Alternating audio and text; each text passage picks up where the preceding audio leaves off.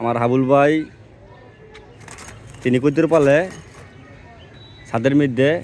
এই যে তার কৈতরের খাঁচা, এই ঘুঘু পাখিটা কালকে কবুতরের খাঁচায় ঢুকছিল, ঢুকার পরে আটকা পড়ছে, তিনি ধরছে।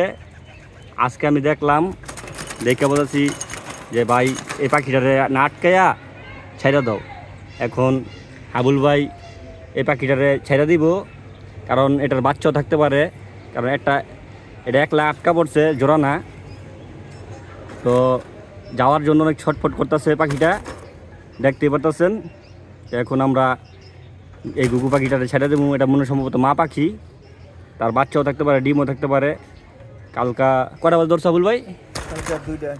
দুইটা বাজে ধরা পড়ছে এটা। তো এখন এটা আমরা ছেড়ে দেবো।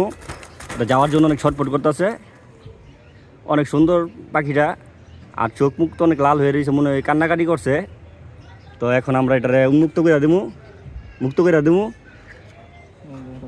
হ্যাঁ, দাও দাও দাও, বার করে দাও।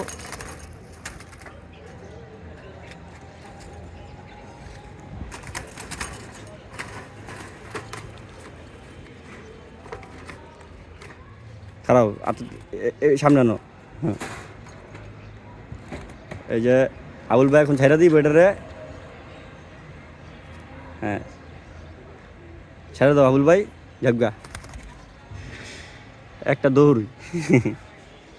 যাক, ভাল লাগলো, তিনি মুক্তি পাইয়া অনেক খুশি। পাখিটা একটা উড়ালে দিস।